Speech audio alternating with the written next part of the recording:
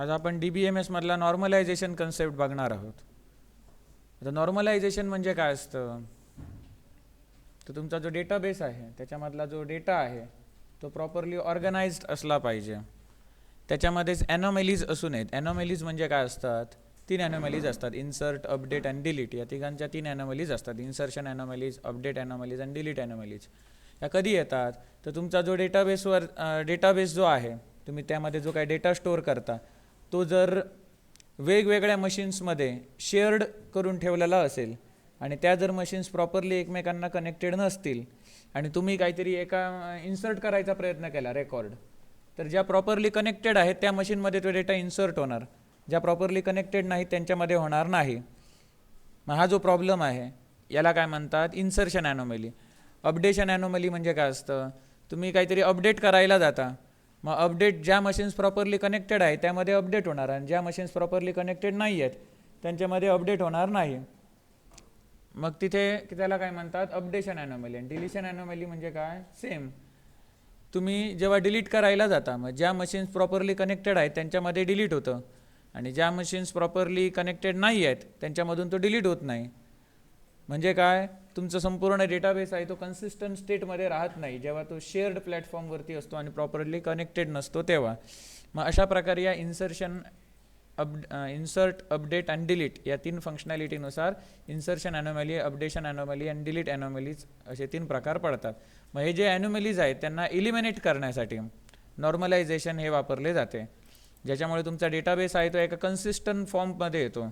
मग त्याच्यासाठी हे जे तुमचं टेबल असतं, या टेबलला काय म्हटलं जातं, SQL मध्ये रिलेशन म्हटलं जातं. मग हे डिकम्पोज केलं जातं. आता फॉर एक्झाम्पल हे जे टेबल आहे वरचं टेबल, हे डिकम्पोज केलं आहे 2 टेबल्समध्ये. मग हे डिकम्पोज करण्यासाठी काही नियम असतात, हे डिकम्पोज करण्यासाठी काही नियम असतात आणि त्याच्यानुसार तो नॉर्मल फॉर्म ठरतो. मग त्यासाठी पहिलं तुम्हाला एक्झाम्पल दाखवतो आणि मग तुम्हाला त्याच्यावरती थिअरी सांगतो. एक्झाम्पल असं, सध्या तुम्ही या फक्त वरच्या टेबलवरती फोकस करा. याच्यामध्ये काय आहे, एम्प्लॉईचा ID, एम्प्लॉईचं नाव, डेजिग्नेशन, सॅलरी आणि प्रोजेक्ट ही माहिती आहे. मग आता समजा ह्याच्यामध्ये हजारो रेकॉर्ड्स असतील, हजारो रेकॉर्ड्स, हजार म्हणा, लाख रेकॉर्ड म्हणा, करोडो रेकॉर्ड्स असतील. तर त्याच्यामध्ये इथे जसा कॉलेज वेबसाईट हा 2 वेळा रिपीट झालेला आहे, बरोबर, ही स्ट्रिंग आहे, ही 2 वेळा रिपीट झालेली आहे. अशी कितीतरी वेळा रिपीट होऊ शकते, बरोबर, 1000 वेळा रिपीट होऊ शकते, लाख वेळा रिपीट होऊ शकते. मग जी एवढी लेटर्स आहेत कॉलेज स्पेस वेबसाईट इथपर्यंत जेवढी जी जागा लागलेली आहे तेवढी तुमच्या डिस्कमध्ये तेवढे वेळा रिपीट होणार, बरोबर, होय की नाही. त्याच्यामुळे काय होणार, जागा भरपूर लागणार. परंतु जर आपण काय केलं, हा जो प्रोजेक्टचा कॉलम आहे त्याच्याऐवजी आपण काय केलं, प्रोजेक्टचे फक्त ID दिले. इन्व्हेंटरी मॅनेजमेंट सिस्टीम असेल तर 1, राग आयडेंटिफायर असेल तर 2, कॉलेज वेबसाईट असेल तर 3. मग इथे काय येणार, 1 2 1 3 3 असं येणार, बरोबर, 1 2 1 3 3 असं येणार, समजलं. मग ह्याच्यामुळे काय होणार, इथे आता संपूर्ण कॉलेज वेबसाईट एवढी मोठी स्ट्रिंग रिपीट होत होती, याच्यामध्ये किती कॅरेक्टर्स लागतात बघा, 1 2 3 4 5 6 7 8 जेवढे काय असतील तेवढे रिपीट होत होते. त्या स्टोरेजवरती स्टोअर करून ठेवायला तेवढे कॅरेक्टर्सची स्पेस वाया जात होती. त्याच्याऐवजी आपण फक्त काय आता स्टोअर करून ठेवणार, फक्त नंबर स्टोअर करून ठेवणार, झाले तर नंबर रिपीट होणार. मग एवढं कॉलेज वेबसाईट असं मल्टिपल टाइम स्टोअर करायला जास्त स्पेस लागणार की त्याचा फक्त ID स्टोअर करायला जास्त स्पेस लागणार, सांगा. जास्त स्पेस कशाला लागणार, कॉलेज वेबसाईट असं स्टोअर करायला, आणि कमी स्पेस काय स्टोअर करायला लागणार, ID स्टोअर करायला कमी स्पेस लागणार. मग याच्यामुळे काय होतं, डुप्लिकेट होत होता ना डेटा, COLLEGE एवढं सगळं डुप्लिकेट होत होतं. ते डुप्लिकेशन होतं ते थांबलं आणि त्याच्याऐवजी फक्त एवढा जो काही नंबर असणार, ID असणार तो डुप्लिकेट होणार, ज्याची साईज कमी असणार या व्हॅल्यूपेक्षा. कळलं ना, कॉलेज वेबसाईट या व्हॅल्यूपेक्षा त्याची साईज कमी असणार. मग त्याच्यामुळे काय झालं, रिडंडन्सी कमी झाली. एवढी लेटर्स जी रिडंडंट होत होती, पुन्हा पुन्हा रिपीट होत होती, ती कमी झाली. एवढी मोठी स्ट्रिंग रिपीट होत होती, त्याला रिडंडन्सी म्हणतात. मग रिडंडन्सी कमी करायचं काम केलं नॉर्मलायझेशनने. नॉर्मलायझेशनमध्ये आपण टेबल काय केलं, डिकम्पोज केलं, या टेबलचे 2 भाग केले. दुसरा भाग कुठला, तर दुसरा जो भाग असणार तो काय दर्शवणार, 1 म्हणजे काय आहे, 2 म्हणजे काय आहे, 3 म्हणजे काय आहे हे दर्शवणार. ते म्हणजे प्रोजेक्ट टेबल. 1 म्हणजे काय, ते इन्व्हेंटरी मॅनेजमेंट सिस्टीम. 2 म्हणजे काय, तर राग आयडेंटिफायर. आणि 3 म्हणजे काय, तर कॉलेज वेबसाईट. कळलं. असं आपण हे जे मेन टेबल होतं ते 2 टेबलमध्ये आपण डिकम्पोज केलं. एवढं समजलं. याला काय म्हणतात, नॉर्मलायझेशन. मग याच्यामुळे काय झालं, असं जर टेबल तुम्ही स्टोअर करायला गेलं असता तर इथे फक्त मी काय 5 रेकॉर्ड दाखवली आणि तीच जर 5 लाख 5 करोड असती तर कितीतरी वेळा कॉलेज वेबसाईट ही स्ट्रिंग रिपीट झाली असती, बरोबर, आणि तेवढी स्पेस वाया गेली असती. त्याच्याऐवजी काय होणार, एवढे जे कॅरेक्टर जाणार होते 1 2 3 4 5 6 7 स्पेस पकडून 8 9 10 11 12 13 14 कॅरेक्टर्स जे रिपीट होणार होते त्याच्याऐवजी काय होणार, फक्त इथे 1 डिजिट रिपीट होणार, 3च रिपीट होणार. कळलं ना. 3 कुठे आणि 14 कुठे. 100 रेकॉर्ड्स असतील तर किती होणार, 1400, बरोबर. आणि जर प्रोजेक्ट ID जर आपण स्टोअर केले तर 3 किती वेळा होणार, फक्त 100 वेळा. 100 कुठे आणि 1400 कुठे, स्पेस भरपूर वाचते ना. 1400 वाजा 100 करा, किती येणार, 1300. म्हणजे 1300ची जागा वाचते ना, 1300 कॅरेक्टर मावतील एवढी जागा वाचते, बरोबर. हे कधी फक्त 100चा हिशोब सांगितला. अशीच जर लाखो असतील, करोडो रेकॉर्ड्स असतील तर कितीतरी आपली स्पेस वाचते यामुळे. मग ही प्रक्रिया आहे ती नॉर्मलायझेशन. इंटरव्ह्यूमध्ये विचारलं जातं यावरती. मग ह्या नॉर्मलायझेशनचे काही टाईप्स आहेत. मग त्याच्यात जे टाईप्स आहेत नॉर्मलायझेशनचे ते कशावरती अवलंबून आहे ते इथे मी म्हटलेलं आहे. पहिला आधी आम्ही एवढा पार्ट रिपीट करूया. नॉर्मलायझेशन म्हणजे काय, it is process of organizing data in database. It is use to minimize the redundancy. Redundancy म्हणजे काय, डेटा डुप्लिकेशन फ्रॉम रिलेशन म्हणजेच table. It is use to minimize redundancy from relation और set of relations. म्हणजे एका टेबलमधून किंवा multiple टेबलमधून जे कॅरेक्टर्स रिपीट होत होते, जे डेटा रिपीट होत होते ते त्यांनी काय केले, कमी केले ना. म्हणजे 14 कॅरेक्टर्स रिपीट होत होते, त्याच्याऐवजी काय केले त्याने, 1 डिजिट रिपीट केला, बरोबर ना. समजते का Kavita. It is use to eliminate undesirable characteristics like insertion, updation and deletion anomalies. मग अशी या एनोमॅलीज काय असतात ते तुम्हाला सांगितलं.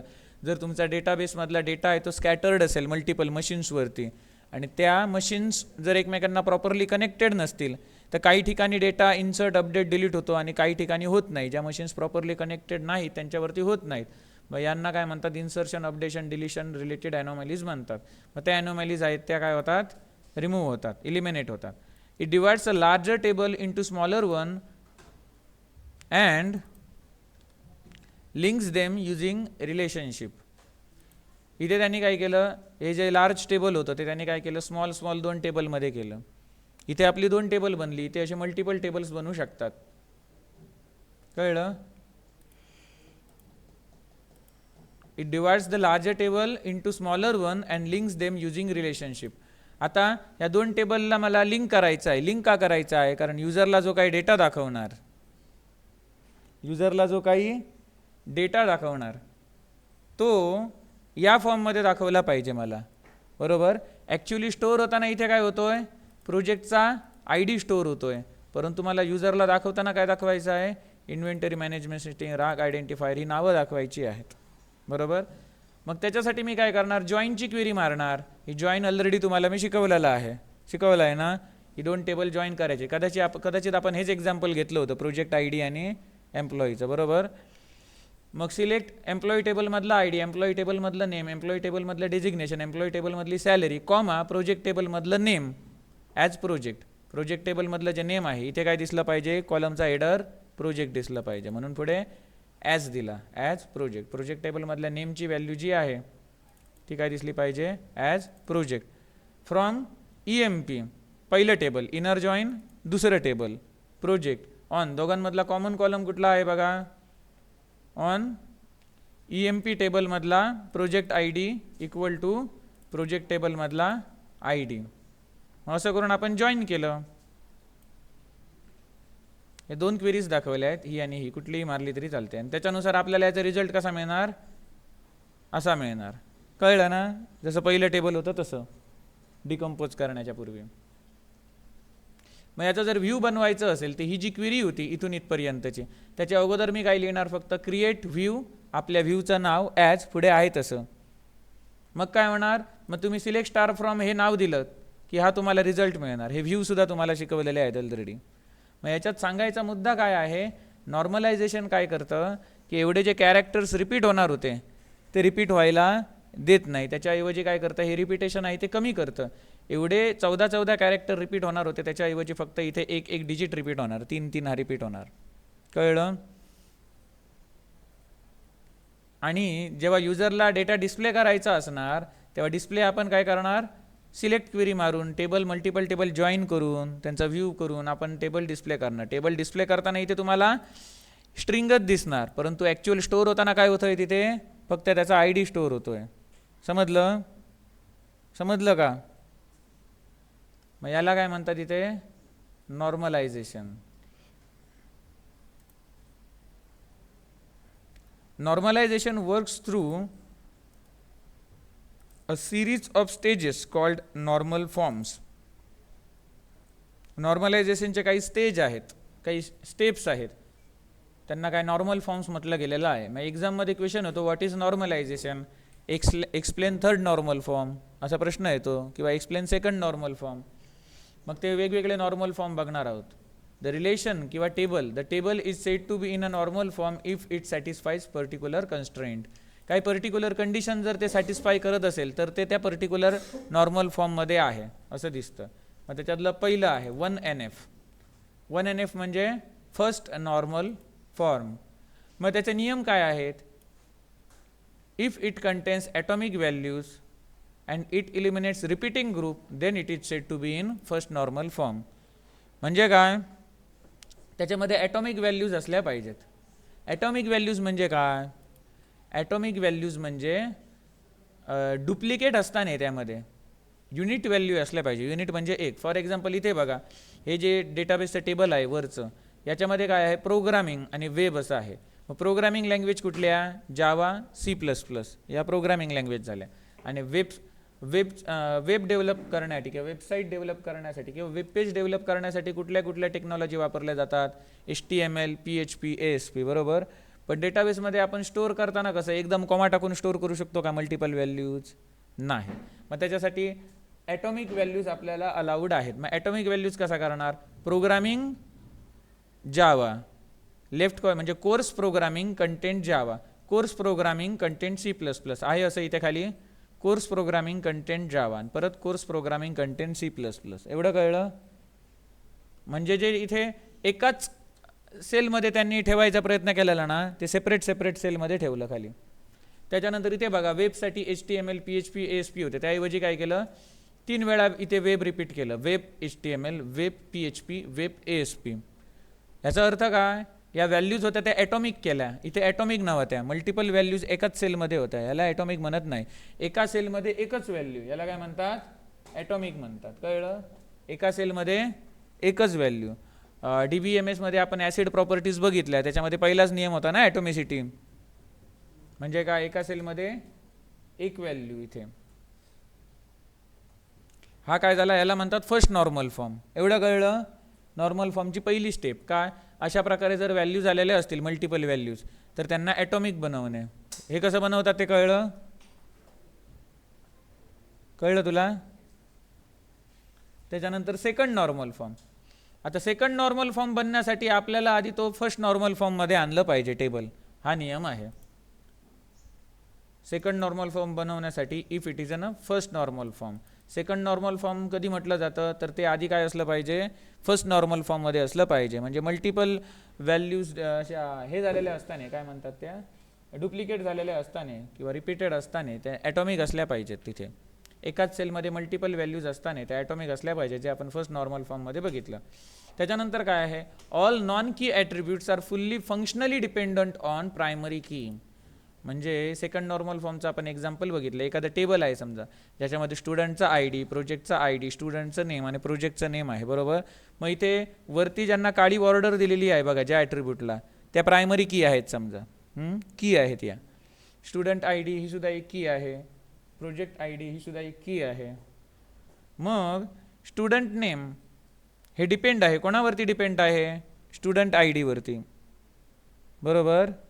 स्टुडंट आय डीवरून आपण स्टुडंटचं नाव सांगू शकतो, स्टुडंटचा ॲड्रेस सांगू शकतो, स्टुडंटचा कॉन्टॅक्ट नंबर सांगू शकतो, बरोबर. म्हणजे स्टुडंट नेम ही डिपेंड कोणावरती आहे? स्टुडंट आय डीवरती. ते समजा अनेक कॉलम असतील, स्टुडंटचा ॲड्रेस, स्टुडंटचा कॉन्टॅक्ट, स्टुडंटचा पॅरेंट कॉन्टॅक्ट. मग हे जे सगळ्या प्रॉपर्टीज आहेत त्या कशावरती डिपेंड आहेत? स्टुडंटच्या आय डीवरती. आणि प्रोजेक्टची जी काय माहिती असणार, प्रोजेक्टचे नाव, त्याच्यानंतर प्रोजेक्टचे लोकेशन जे काय असेल ते कोणावरती डिपेंड असणार? याच्यावरती डिपेंड असणार. म्हणजे student name, student contact, student address ही काय झाली? Non key attribute. यांना आपण की लावलेली नाही आहे, यांच्यावरती अशी डार्क लाईन नाही आहे बघा, ही नॉन की ॲट्रिब्यूट झाली. ही नॉन की ॲट्रिब्यूट आहे ती डिपेंड कोणावरती आहेत? प्रायमरी कीवरती, स्टुडंट आय डीवरती. आणि प्रोजेक्ट नेम, प्रोजेक्ट लोकेशन ही नॉन की ॲट्रिब्यूट झाली, यांच्यावरती डार्क लाईन नाही आहे बघा, ही डिपेंड कोणावरती आहेत? प्रोजेक्ट आय डीवरती. समजलं? All non key attributes are fully functionally depend on primary key. हे असलं पाहिजे सेकंड नॉर्मल फॉर्ममध्ये असण्यासाठी. It eliminates partial functional dependency. आता पार्शल डिपेंडन्सी म्हणजे काय? आता हे जे प्रोजेक्ट नेम आहे बघा, ते आपण प्रोजेक्ट आय डीवरूनही काढू शकतो आणि एखाद्या स्टुडंटच्या आय डीवरून सुद्धा काढू शकतो, त्या स्टुडंटचं प्रोजेक्ट नेम, बरोबर. मग इथे काय करायला पाहिजे? सेकंड फॉर्म, नॉर्मलायझेशनच्या सेकंड फॉर्ममध्ये त्याला आणण्यासाठी या दोघांवरती त्याला अवलंबून ठेवायचं नाही, दोन्ही प्रायमरी कीवरती त्याला अवलंबून ठेवायचं नाही, तर एकावरतीच अवलंबून ठेवायचं त्याला. त्याच्यासाठी हे टेबल आपल्याला डिकम्पोज करावं लागेल. डिकम्पोज मगाशाप्रमाणे त्याचे दोन भाग करावे लागतील, दोन तुकडे. एक भाग असणार स्टुडंट टेबल आणि दुसरा असणार प्रोजेक्ट टेबल. मगाशी आपलं कसं होतं, एम्प्लॉई आणि प्रोजेक्ट, सेम असंच त्यांनी केलेलं आहे, फक्त एम्प्लॉई ऐवजी इथे स्टुडंट नाव आहे. इथे student I D he primary की आणि हे स्टुडंट नेम आणि प्रोजेक्ट आय डी ही कुठली ॲट्रिब्यूट झाली? नॉन की ॲट्रिब्यूट, बरोबर. स्टुडंट आय डी हे की ॲट्रिब्यूट झालं. सिमिलरली इकडे प्रोजेक्ट आय डी हे key attribute, project name, project location ही काय होणार? त्याची नॉन की ॲट्रिब्यूट. कळलं? मग इथे काय झालं? Student name, project I D, student contact वगैरे वगैरे हे सगळे फंक्शनली डिपेंड, फुल्ली डिपेंड कोणावरती झाले? स्टुडंट आय डीवरती. आणि प्रोजेक्ट नेम, प्रोजेक्ट लोकेशन हे फुल्ली डिपेंड कोणावरती झाले? प्रोजेक्ट आय डीवरती. मगाशी काय होतं? इथे ते प्रोजेक्ट नेम वगैरे होते ते फुल्ली डिपेंड कोणावरती होते? फुल्ली डिपेंड नव्हते, पार्शली डिपेंड होते. अर्धे स्टुडंट आय डीवरती डिपेंड होते, अर्धे प्रोजेक्ट आय डीवरती डिपेंड होते. पण जेव्हा आपण हे टेबल डिकम्पोज केलं तेव्हा हे जे आहे student name, project I D हे फुल्ली डिपेंड झाले स्टुडंट आय डीवरती. कळलं? आणि इथे project I D, project name, project location जे काय असेल ते या प्रोजेक्ट आय डीवरती फुल्ली डिपेंड झालं. मगाशी काय होतं? एकाच कीवरती मल्टिपल डिपेंड होते, आता नाही. आता आपण काय केलं? एका कीवरती, मगाशी काय होतं? मल्टिपल कीवरती हे डिपेंड होते, आता सिंगल कीवरती डिपेंड आहेत. All non key attributes are fully functional dependent on primary key. झालं ना डिपेंडंट? हे आहेत student name, project I D, student contact वगैरे जे काय असतील ते स्टुडंट आय डी या प्रायमरी कीवर डिपेंड आहेत. आणि प्रोजेक्ट नेम, प्रोजेक्ट लोकेशन हे प्रोजेक्ट आय डी याच्यावरती फुल्ली डिपेंड आहेत. It eliminates partial function dependency. याच्यामुळे काय झालं? इथे जी पार्शल फंक्शनल डिपेंडन्सी होती, मल्टिपल कीजवरती डिपेंड होतं, ते त्याने काढून टाकली ती डिपेंडन्सी आणि काय केलं? एकाच कीवरती डिपेंड ठेवलं त्यांना सेपरेट टेबल करून. एवढं कळलं? आधी ती कळलं? त्याच्यानंतर थर्ड नॉर्मल फॉर्म. मग इथे जसं सेकंड नॉर्मल फॉर्मची पहिली अट आहे की ते आधी फर्स्ट नॉर्मल फॉर्ममध्ये असलं पाहिजे, तसंच थर्ड नॉर्मल फॉर्मची अट आहे की ते आधी सेकंड नॉर्मल फॉर्ममध्ये असलं पाहिजे. फोर्थ नॉर्मल फॉर्ममध्ये जातो तेव्हा ते आधी थर्ड नॉर्मल फॉर्ममध्ये असलं पाहिजे. फिफ्थ नॉर्मल फॉर्ममध्ये जातो तेव्हा आधी ते फोर्थ नॉर्मल फॉर्ममध्ये असलं पाहिजे. अशा अटी आहेत त्या. तर आता आपण थर्ड नॉर्मल फॉर्म बघतोय. It eliminates transitive dependency. Transitive dependency म्हणजे काय असतं? समजा ए हा बीचा भाऊ आहे आणि बी हा सीचा भाऊ आहे. बरोबर. ए हा बीचा सख्खा भाऊ आहे आणि बी हा सीचा सख्खा भाऊ आहे. म्हणजे ए आणि सी हे सख्खे भाऊ असणार की चुलत भाऊ? सख्खे भाऊ. याला काय म्हणतात? ट्रान्झिटिव्ह डिपेंडन्सी. पहिला दुसऱ्याशी संबंधित आहे, दुसरा आहे तो तिसऱ्याशी संबंधित आहे. म्हणजे पहिला आणि तिसरा एकमेकांशी संबंधित आहेत. कळलं?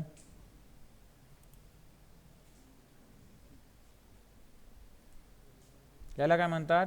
ट्रान्झिटिव्ह डिपेंडन्सी. थर्ड नॉर्मल फॉर्ममध्ये असली ट्रान्झिटिव्ह डिपेंडन्सी असते ती काढून टाकायची असते. थर्ड नॉर्मल फॉर्मची पहिली अट काय आहे? तो आधी सेकंड नॉर्मल फॉर्ममध्ये असला पाहिजे.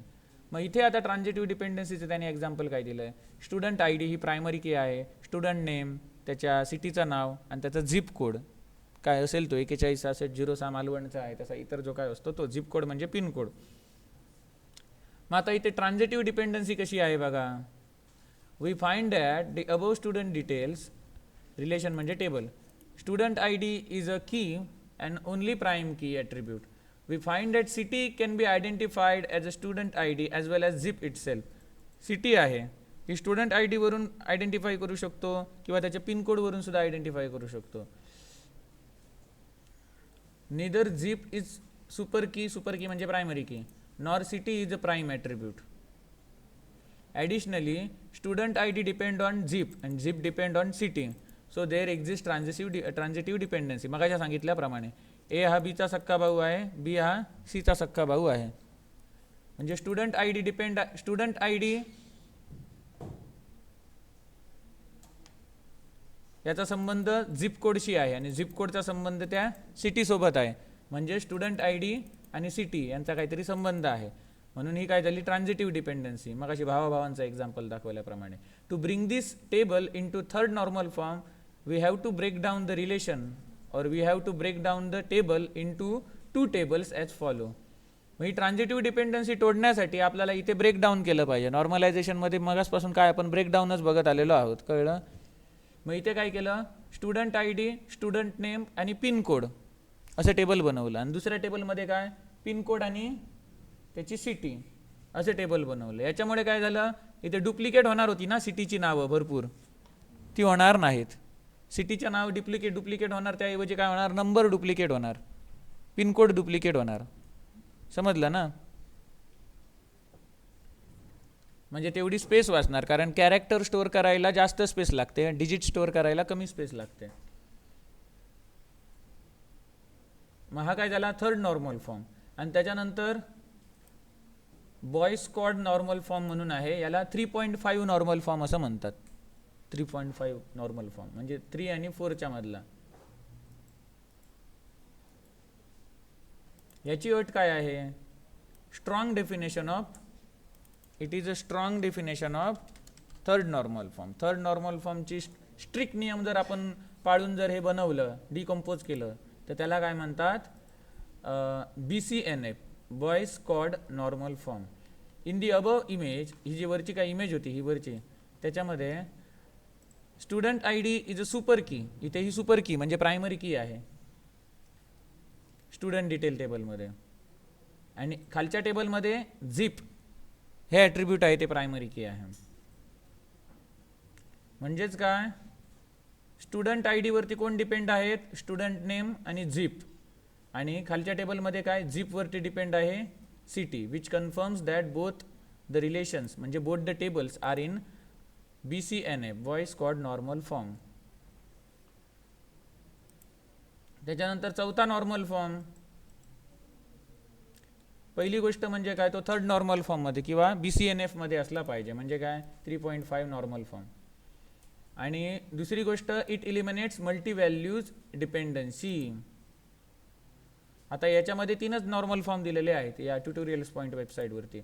आणि ही जी जावाटी पॉईंट वेबसाईट आहे त्याच्यावरती 4th normal form, 5th normal form सुद्धा दिलेले आहेत.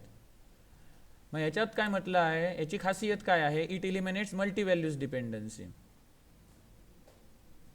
प्रत्येकाचं बघा काही ना काय खासियत आहे. पहिला फर्स्ट नॉर्मल फॉर्म होता, त्यांनी काय केलं? It eliminates repeating group. हे जे रिपीटिंग जे ग्रुप होते हे त्यांनी काय केले? इलिमिनेट केले. हे रिपीट होणारे होते ते सेपरेट त्यांनी बनवले. बरोबर. दुसरा नॉर्मल फॉर्म होता, त्याची खासियत काय होती? It eliminates partial function dependency.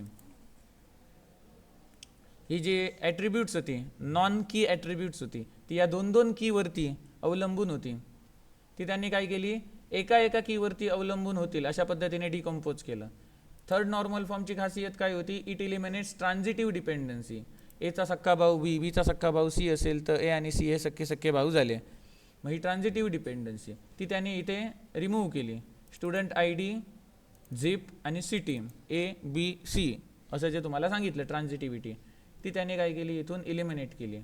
Boy squad normal form म्हणजे थर्ड नॉर्मल फॉर्मचा स्ट्रॉंग फॉर्म, ज्याला 3.5 नॉर्मल फॉर्म म्हणतात. आणि आता फोर्थ नॉर्मल फॉर्मची खासियत काय आहे, it eliminates multi values dependency. पहिली गोष्ट म्हणजे काय, जर तो फोर्थ नॉर्मल फॉर्ममध्ये आपल्याला एखादा टेबल आणायचं असेल तर पहिले ते काय असलं पाहिजे, 3.5 नॉर्मल फॉर्ममध्ये असलं पाहिजे. म्हणजे काय, BCNF बॉय स्क्वॉड नॉर्मल फॉर्ममध्ये असलं पाहिजे. And has no multi valued dependency. Multi valued dependency असताना त्याचं एक्झाम्पल खाली दिलेलं आहे. हे एक टेबल आहे, स्टुडंट टेबल.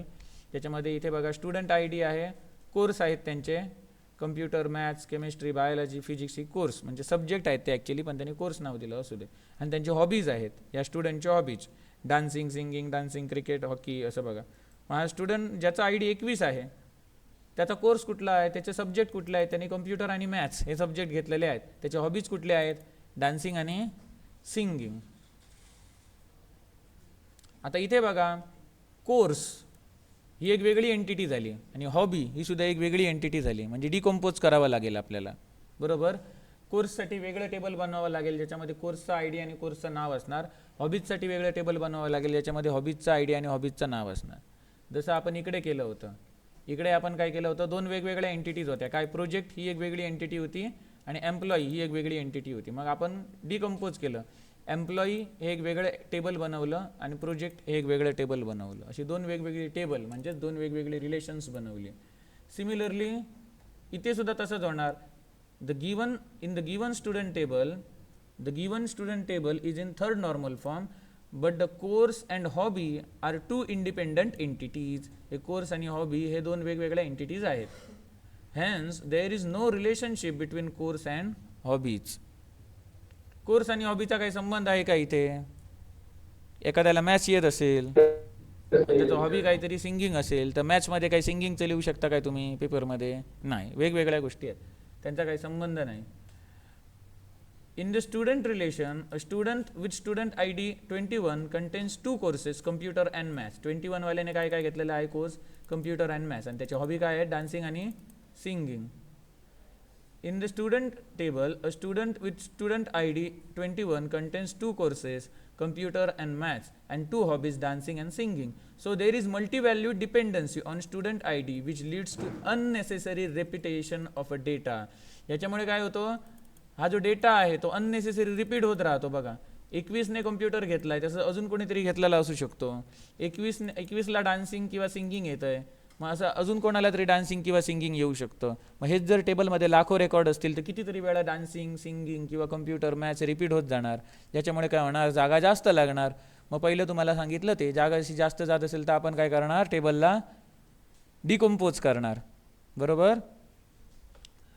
मग तसं यांनी इथे डिकम्पोज केलं आहे. पहिली गोष्ट काय, स्टुडंट आणि कोर्सचा संबंध असणारं एक टेबल बनवलं. त्याच्यानंतर स्टुडंट आणि हॉबीचा संबंध असणारं एक टेबल बनवलं. बघा, स्टुडंट आणि कोर्सचा संबंध असणारं एक टेबल ज्याच्यामध्ये काय असणार, स्टुडंटचा आय डी आणि कोर्स, कळलं. मग दुसरं टेबल काय बनवलं, स्टुडंट हॉबी, म्हणजे काय, स्टुडंटचा आय डी आणि हॉबी. मग आता या मेन टेबलमध्ये इथे ठेवताना काय ठेवणार, कोर्सच्या ऐवजी इथे कोर्सच्या नावाच्या ऐवजी कोर्सचे आय डी ठेवणार, समजलं.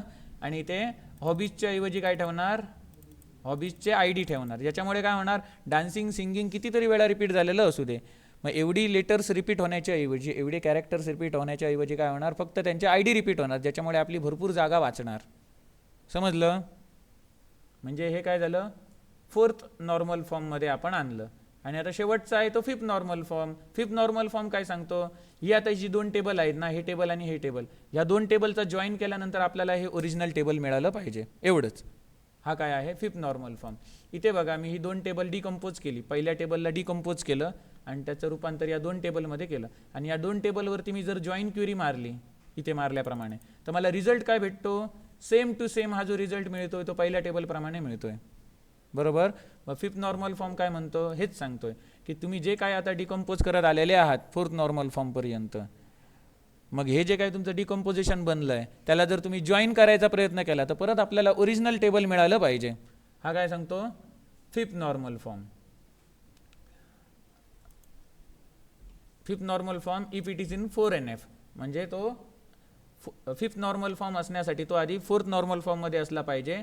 आणि इलिमिनेट्स जॉईंट डिपेंडन्सी, म्हणजेच काय, जॉईंट शुड बी लूजलेस, म्हणजे याच्यातला डेटा लॉस होता नाही, जॉईंट शुड बी लॉसलेस, याच्यातला डेटा लॉस होता नाही. डेटा लॉस होता नाही म्हणजे काय, तुम्ही समजा इथे काहीतरी डिकम्पोज केलं आहे आणि ही क्वेरी मारली, क्वेरी मारल्यानंतर हा जो काही डेटा आहे हे 5ची 5 रेकॉर्ड्स अशी मिळत नसतील, एखादा रेकॉर्ड कमी मिळालं तर तुमचा डेटा लॉस झाला, बरोबर. तो डेटा लॉस होता नाही, इथे जसं आहे तसंच दिसलं पाहिजे. मग हे काय झालं, fifth normal form. Fifth normal form काय सांगतो की जे काही तुम्ही टेबल डिकम्पोज करता ते जेव्हा तुम्ही वेगवेगळे जॉईन मारणार तेव्हा जे तुमच्यासमोर टेबल येणार ते त्याच्या ओरिजिनल फॉर्ममध्ये दिसलं पाहिजे, एकदम फर्स्ट नॉर्मल फॉर्ममध्ये आणताना जसं दिसत होतं तसं, समजलं. हे 5 नॉर्मल फॉर्म झालेले आहेत. मग याचं एक एक्झाम्पल करून बघूया.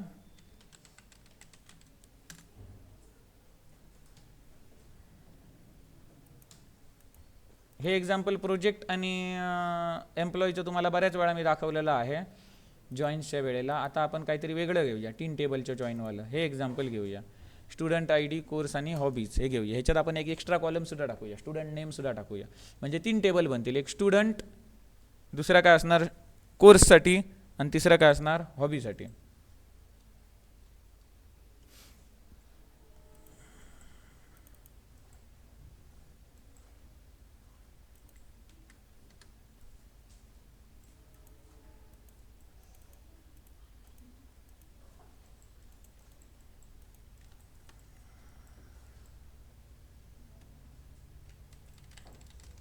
क्रिएट टेबल स्टुडंट, याच्यामध्ये मी काय करतो, एक ID घेतो, त्याला प्रायमरी की बनवतो, त्यानंतर नेम घेतो,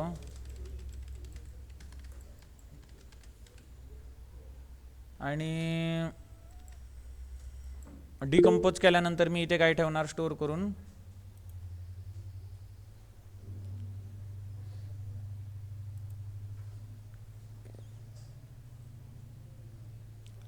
स्टुडंटचा ID, स्टुडंटचं नाव, कोर्स आणि हॉबी. स्टुडंटचा ID आणि स्टुडंटचं नाव एवढंच आहे समजा स्टुडंट टेबलमध्ये, ओके. त्याच्यानंतर दुसरं एक टेबल घेतो, क्रिएट टेबल हॉबी. हॉबीमध्ये काय, हॉबीचा ID आणि त्या हॉबीचा नेम. कळलं एवढं. त्याच्यानंतर तिसरा क्रिएट टेबल, टेबलचं नाव कोर्स, कोर्सचा ID आणि कोर्सचं नाव. एवढं कळलं, एवढं कळलं का.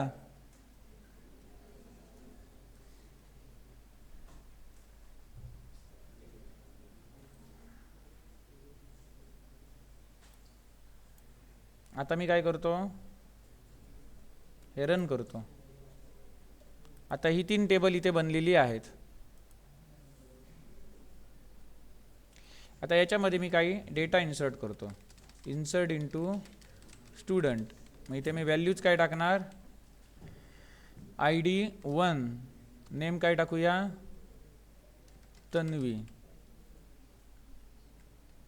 दुसरं सुद्धा रेकॉर्ड टाकतो, ID 2, नेम काय टाकूया, कोणतो इमोजी मध्ये पाठवायचा मगाशी, कृष्णा.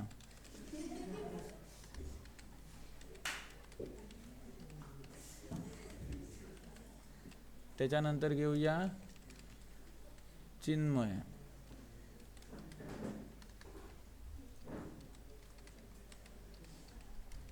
त्याच्यानंतर घेऊया अथर्व. त्याच्यानंतर घेऊया दीक्षा. आणि ही क्वेरी रन केली. रेकॉर्ड ॲड झाली. त्याच्यानंतर मी आता काय करतो, आता काही हॉबीज ॲड करतो. इन्सर्ट इनटू हॉबी, एक डान्सिंग, 2 व्हॅल्यूज शब्द टाकायचा राहिला, सिंगिंग, 3 रीडिंग रायटिंगची कोणाला आवड आहे? रीडिंग, रायटिंग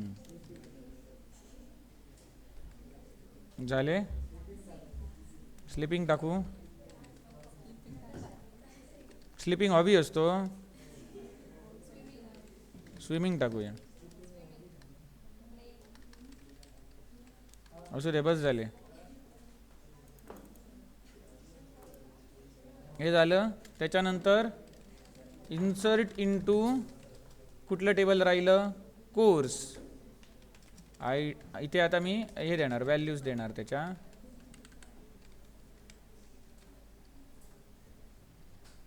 इथे आता कोर्सची नावं देऊया. BSc IT, BSc CS, BCA,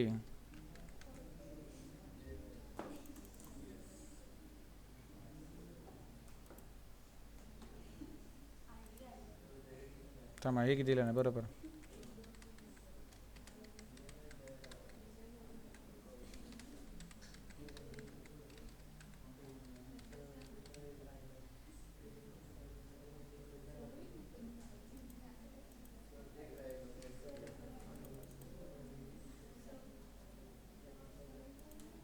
झालं. आता मी 3 टेबलमधला डेटा बघतो. Select star from student, select star from hobby आणि select star from course.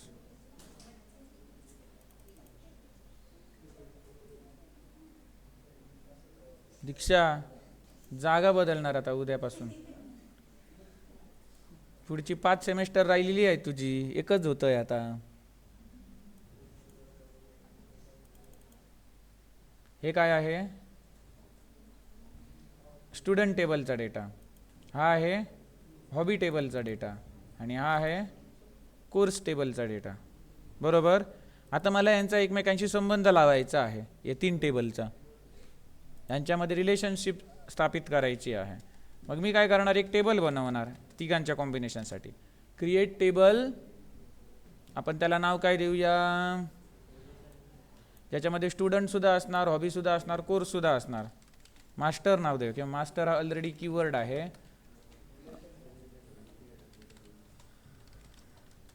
Create table relation, त्याच्यामध्ये काय असणार?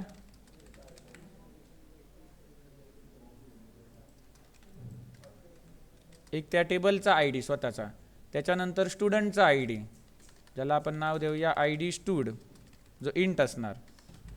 इथे तुम्ही फॉरेन की वगैरे जोडू शकता. रेफरन्सेस काय, तर स्टुडंट टेबलचा ID असं सुद्धा तुम्ही करू शकता.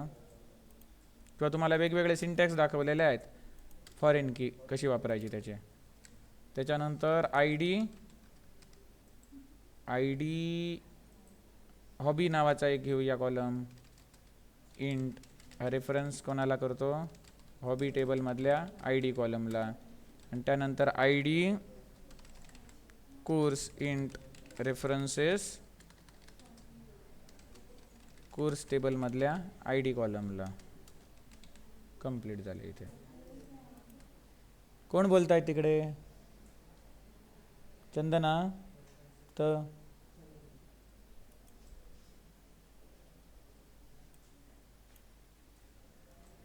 इथे हे टेबल बनलेलं आहे. आता या टेबलमध्ये मी काही रेकॉर्ड्स ॲड करतो. इन्सर्ट इनटू टेबलचं नाव काय आहे? Relation, values. मग पहिली 1 असणार. ही व्हॅल्यू कसली असणार? त्याची स्वतःचं टेबलचा ID. त्याच्यानंतर आता मला काय द्यायचं आहे? आता त्याच्यातला पहिला कोण आहे? इकडे स्टुडंट तन्वी आहे. मग तन्वीचा ID 1. त्याच्यानंतर तन्वीचा आय डी 1.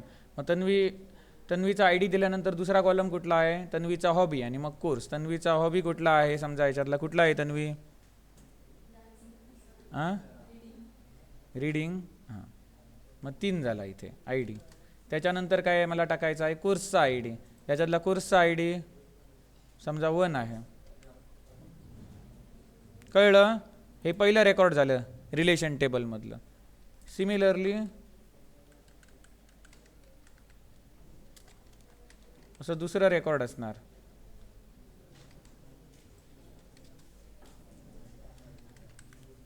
दुसरा कोण आहे स्टुडंट? कृष्णा. कृष्णाचा समजा कृष्णा हॉबी कुठला? स्विमिंगचा आय डी किती आहे? 4. बरोबर ना? नाही, 5 आहे स्विमिंगचा आय डी. स्विमिंगचा आय डी 5 हॉबीचा, आणि कोर्स समजा याचा दुसरा आहे 2. त्याच्यानंतर कोण आहे? चिन्मय. चिन्मय काय आवडतं रे? हां, डान्सिंग. हा आय डी या टेबलचा झाला. त्यानंतर 3 हा आय डी चिन्मयचा झाला. त्यानंतर त्याचा हॉबी काय आहे? डान्सिंग समजा, तर 1. आणि त्यानंतर कोर्स त्याचा कुठला? तर समजा BCA असेल, 3. त्याच्यानंतर चौथं रेकॉर्ड स्टुडंटचा आय डी 4. मग त्याचा 4 नंबरला कोण आहे? अथर्व तुझा हॉबी? सिंगिंग. हां, सिंगिंग आणि डान्सिंग दोन्ही करूया, चालेल. सिंगिंग आणि डान्सिंगचे आय डी काय आहेत? 1 आणि 2. आणि कोर्स त्याचा BSc आय डी ठेवूया. 1 म्हणजे हा डान्सिंगसाठी आहे, आणि इथे कोर्स कुठला? BSc IT, म्हणजे त्याचा आय डी 1. सिमिलरली हा रेकॉर्ड म्हणजे टेबलचा आय डी. त्याच्यानंतर इथे स्टुडंटचा आय डी, अथर्वचा आय डी 4 आहे. त्याच्यानंतर हॉबीज काय आहे आता? 1 म्हणजे डान्सिंग, 2 म्हणजे सिंगिंग, 2. आणि इथे काय आहे? कोर्स कुठला त्याचा? तर 1 BSc IT. त्यानंतर 6वं रेकॉर्ड ज्याच्यामध्ये ज्याचा आय डी 5 आहे तो स्टुडंट असणार. 5 आय डी कोणाचा आहे? दीक्षा काय आवडते तुला हॉबी ह्याच्यातला? डान्सिंग. आणि डान्सिंग म्हणजे 1 आय डी त्याचा, आणि तिचा कोर्स आहे समजा 3 आहे, BCA आहे समजा. मग अशा प्रकारे मी या रिलेशन टेबलमध्ये डेटा ॲड केला. झाला की नाही तो खाली चेक करतो इथे. झाला ॲड. कळलं? मी आता काय करतो? सिलेक्ट स्टार फ्रॉम रिलेशन असं करतो. झाला?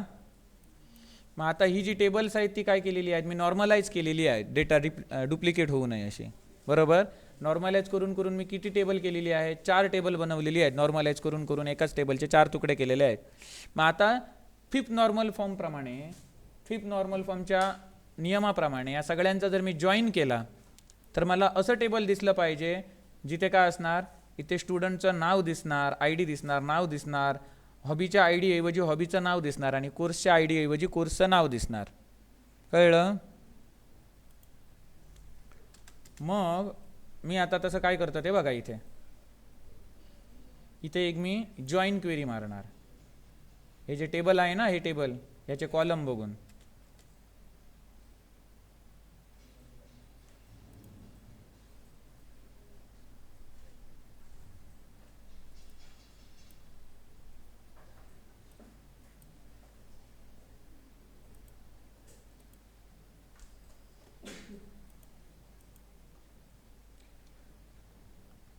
आता इथे बघा रिलेशन टेबल आहे ना, मी आता जॉईन कसं लिहितो बघा.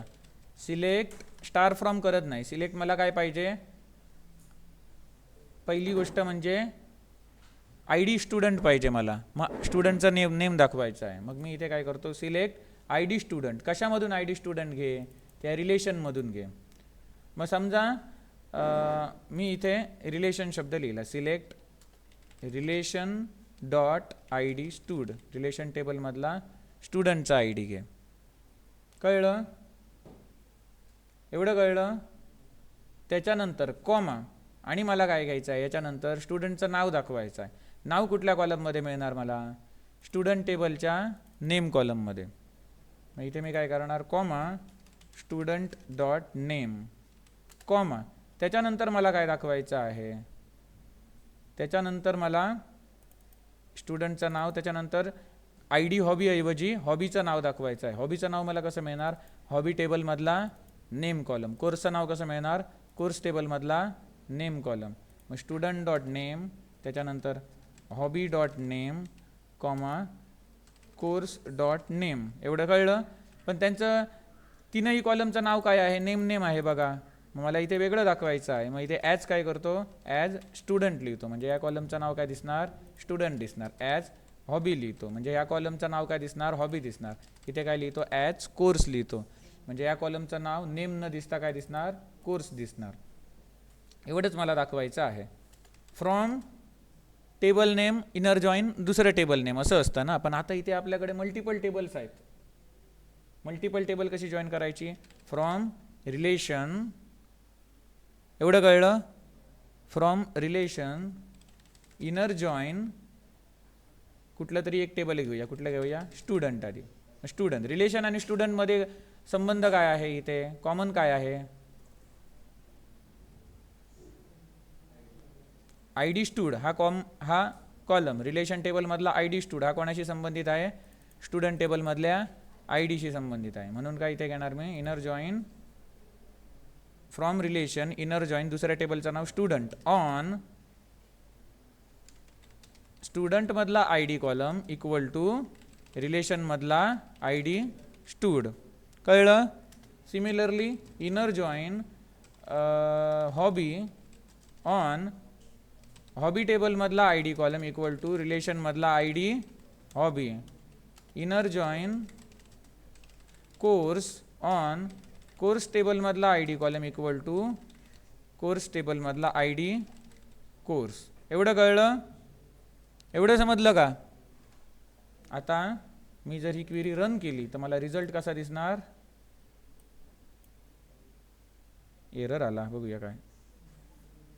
Unknown column course dot I D course. हां सॉरी, इथे काय येणार, relation dot I D course. ते सांगायचं तरी, कळलं करत राहिलात ते. आलं ना? आलं? ॲक्च्युअल हे कसं होतं, पहिलं टेबल हे सिलेक्ट क्वेरी ओरिजिनल टेबल कसं होतं, हे असं होतं ना. ॲक्च्युअली स्टोअर होताना काय दिसत आहेत, हे आय डी दिसत आहेत. पण जेव्हा आपण हे जॉईन मारले सगळे, कुठे रे गेली जॉईनची क्वेरी, हां जॉईनची क्वेरी रन केली तेव्हा मला असं दिसलं, बरोबर. मग फिफ्थ नॉर्मल फॉर्म आपल्याला काय सांगतो की ही जी काही टेबल्स आहे तुम्ही डिकम्पोज केलेली त्यांच्यावर जर जॉईन परफॉर्म केला तर तुमचा डेटा लॉस झाला नाही पाहिजे. लॉसलेस तुम्हाला ओरिजिनल जसं टेबल होतं तसं दिसलं पाहिजे.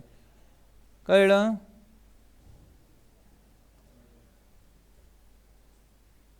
मग इथे तुमच्या जॉईनचा कन्सेप्टचं सुद्धा रिव्हिजन झालं. मल्टिपल टेबल्स कशी जॉईन करायचे त्याचं सुद्धा रिव्हिजन झालं.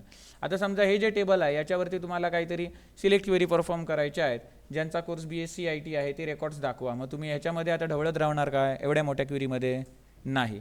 मग त्याच्यासाठी तुम्हाला सोपा कन्सेप्ट काय दिलेला आहे, व्ह्यूज बनवायचा. सरळ सरळ इथे काय लिहायचं, क्रिएट व्ह्यू. व्ह्यूचं नाव काय देऊया आपण, रिलेशन व्ह्यू ॲज. आणि पुढची क्वेरी आहे तशी लिहायची. कळलं? मग याने काय होणार, इथून इथपर्यंतची क्वेरी मी रन करतो, मग त्याचा एक व्ह्यू क्रिएट होणार. आणि मग मी इथे काय करणार, select star from relation view आणि रन करतो. एवढं केलं तरी आता हे आलं ना. मग मी आता याच्यावरती क्वेरी परफॉर्म करू शकतो. व्हेअर कोर्स कॉलमची value, where course is equal to BSc IT. कळलं ना? म्हणजे एवढी मोठी क्वेरी मला आता फायर करायची गरज नाही का, कारण मी इथे व्ह्यू बनवला, create view, view name as. समजलं का? इथे व्ह्यूचा कन्सेप्ट सुद्धा तुमचा काय झाला, आता रिवाइज झाला. इथपर्यंत समजलं सगळ्यांना? फिफ्थ नॉर्मल फॉर्म म्हणजे काय? It eliminates joint dependency. Joint should be lossless. Join केला त्याच्यात काहीच आपला डेटा लॉस झाला नाही, सगळेच्या सगळे रेकॉर्ड्स आपल्याला मिळाली. म्हणजे डिकम्पोज केलेली टेबल आहेत त्यांचं जर जॉईन केला तर परत आपल्याला ओरिजिनल टेबल दिसलं पाहिजे. समजलं? हां, व्ह्यूची क्वेरी परत. व्ह्यूची की जॉईनची?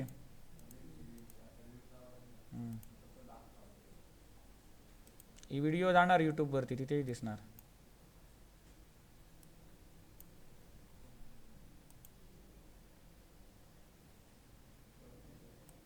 हे खाली का जात नाही? ओके. काय केलं इथे? ही सिलेक्ट क्वेरी होती ना भली मोठी, त्याच्यावरती फक्त काय लिहिलं? क्रिएट व्ह्यू नेम आणि पुढे ॲज. पुढे आहे तसं क्रिएट व्ह्यू नेम ॲज. याने काय झालं? एवढी मोठी क्वेरी होती ती काय होणार? फक्त सिलेक्ट स्टार फ्रॉम या व्ह्यूचं नाव दिल्यानंतर आपल्याला दिसणार. कळलं? आणि मग वेअर वगैरे कंडिशन वापरून आपण त्याला पाहिजे तसं फिल्टर करू शकतो, डेटा रिट्राईव्ह करू शकतो. नॉर्मलायझेशन कन्सेप्ट समजला? याच्यामध्ये डाऊट आहे? तन्वी, आदिती, तिकडे कोण? चंदना, रिया, हां, इकडे कोण? अथर्व, तिकडे आहे. तिकडे कोण आहे? प्राची. समजलं काय रे? आदर्शला समजलं नाही? काय समजलं नाही रे? समजलं? सूरज, आणि तिकडे कोण आहे त्या कोपऱ्यात? खुश. समजलं? हो, चालेल. रेकॉर्डिंग थांबवू?